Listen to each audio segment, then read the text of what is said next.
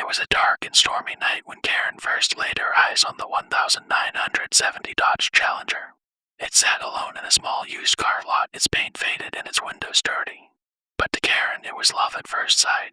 She had always wanted a muscle car, and this one had character. She signed the papers and drove it off the lot, feeling the power of the engine as she stepped on the gas. But it wasn't long before Karen started to notice strange things happening in and around the car. At first, it was just small things like the radio turning on by itself or the doors locking and unlocking on their own. But then, things took a turn for the worse. One night, Karen was driving home from work when she felt a sudden chill run down her spine. She looked in the rearview mirror and saw a figure sitting in the backseat of the car. She nearly lost control of the vehicle as she swerved to the side of the road. When she turned around to confront the intruder, the figure was gone. Karen tried to brush it off as her imagination, but then the car began to act even more erratically. The headlights would flicker on and off, and the engine would sputter and die for no apparent reason. Karen took it to a mechanic, but he couldn't find anything wrong with the car. "It's like it has a mind of its own," he told her. Karen knew that something was wrong with the car, but she couldn't bring herself to get rid of it. It was like a part of her had become attached to the vehicle. She started doing research on the car's history and discovered that it had been involved in a fatal accident several years earlier. The previous owner had died in the crash, and his ghost was said to haunt the car. Karen was skeptical at first, but then she started having vivid nightmares about the accident. She could see the car careening off the road and flipping over multiple times. She could hear the screams of the previous owner as he was crushed inside the vehicle. And then she would wake up in a cold sweat, feeling like something was watching her. Karen started to avoid driving the car at night, but it didn't matter. The car seemed to have a life of its own. One day, Karen was driving on the highway when the car suddenly veered off the road and crashed into a tree. She was lucky to survive, but the car was totaled. Karen was relieved to be rid of the haunted car, but the nightmares didn't stop. She could still hear the screams of the previous owner in her head, and she knew that his ghost was still out there somewhere, looking for a new vessel to inhabit. She vowed to never own a muscle car again for fear that it would be haunted like the 1970 Dodge Challenger. Karen thought she had escaped the haunted car, but the nightmares persisted. She would wake up in the middle of the night, sweating profusely and feeling like something was watching her. The nightmares became more vivid and frequent, and she could no longer deny that something was wrong. One day, she received a package in the mail with no return address. Inside was a set of keys and a note that read, "I have a new ride for you. Your old friend."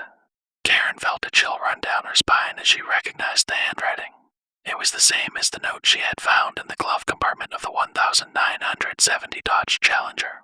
Karen knew that she should have destroyed the keys in the note, but something inside her couldn't resist. She followed the address on the note, which led her to a rundown garage on the outskirts of town. As she approached, she could hear the sound of engines revving and the smell of gasoline in the air. Inside the garage was a 1969 Camaro, fully restored and in pristine condition. Karen couldn't believe her eyes. She had always wanted a Camaro, and this one was perfect. She approached the car, feeling a sense of unease but also excitement. As she got closer, she noticed a faint scratch on the paint as if someone had etched a message into it. She leaned in closer and saw that it read, "I'm still here." Karen froze, feeling like someone was watching her. She turned around, but the garage was empty except for her and the Camaro. She should have known better, but Karen got into the car and turned the key in the ignition. The engine roared to life, and she felt the power of the vehicle beneath her. But as she pulled out of the garage, the car began to act strangely. The radio turned on by itself, and she could hear faint whispers in her ear. The headlights flickered on and off, and the engine sputtered and died.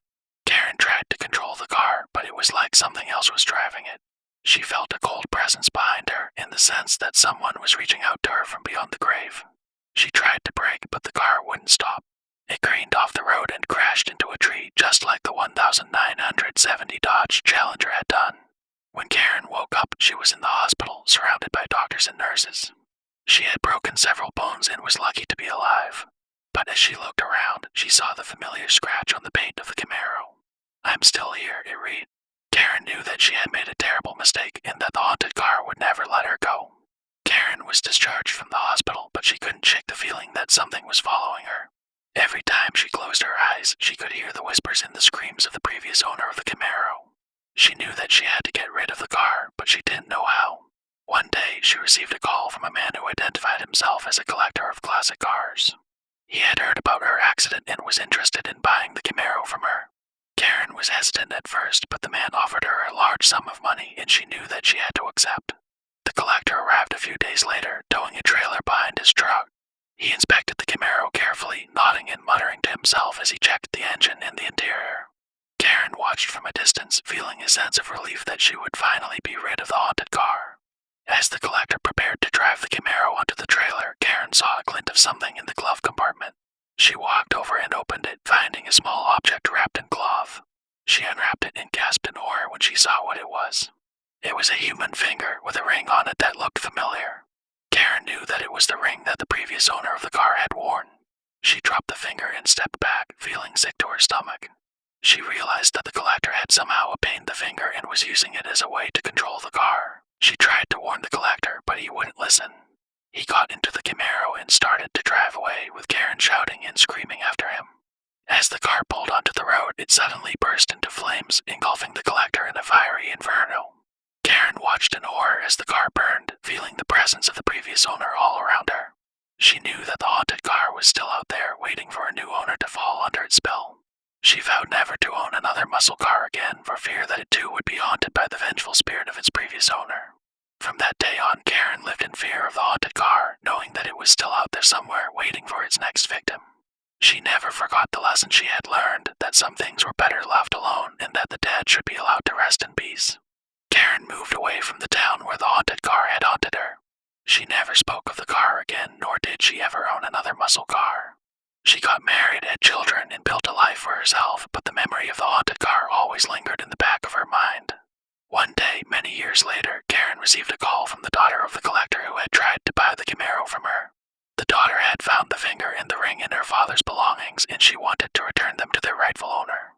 Karen met with the daughter, who gave her the finger and the ring. Karen was shocked to see that the ring had a name inscribed on it. It was the name of the previous owner of the Camaro, the one who had haunted her all those years ago. Karen realized that the ring had been the source of the car's haunting. The previous owner had been murdered and his body had never been found. His spirit had been trapped in the car, and the ring had been the key to his power. Karen buried the finger and the ring in the cemetery where the previous owner had been buried. She said a prayer for his soul, hoping that he would finally find peace. Years went by and Karen grew old. She told her children and grandchildren about the haunted car, warning them never to buy a car that had a mysterious past. She hoped that her story would prevent others from making the same mistake that she had. As Karen lay on her deathbed, surrounded by her family, she closed her eyes and saw the face of the previous owner of the Camaro. But this time he was smiling. She felt a sense of peace wash over her, knowing that the haunted car was finally gone and that the man who had haunted her for so long had finally found peace. Karen passed away peacefully, knowing that she had finally laid the haunted car to rest. But the memory of the car would always be with her, a reminder of the dangers of the unknown and the power of the past to haunt the present. After Karen's death, her children went through her belongings and found an old journal that she had kept. They flipped through the pages and found a detailed account of her experiences with the haunted Camaro. They were shocked to learn the truth about their mother's past and the terror that she had endured. As they read through the journal, they realized that there were many other haunted cars out there just waiting to claim their next victim. They decided to honor their mother's memory by creating a website where people could share their stories of haunted cars and warn others of the dangers that lurked in the shadows. The website became a popular forum for those who had experienced the horror of a haunted car. People from all over the world shared their stories, some of them more terrifying than Karen's. The website became a resource for those who were considering buying a used car, helping them to avoid the ones that had a mysterious past. The legacy of Karen's haunted car lived on not as a source of fear, but as a warning. People learned that sometimes the things that we desire the most can be the ones that haunt us the longest. The haunted car became a symbol of the dangers that lay hidden in the shadows, waiting to claim their next victim. Karen's story became a cautionary tale, reminding us that sometimes it's better to let go of the past and move on. The haunted Camaro may have haunted her for many years, but it also taught her an important lesson about the power of the unknown and the importance of facing our fears. And in the end, that was the greatest gift that the haunted car could have given her.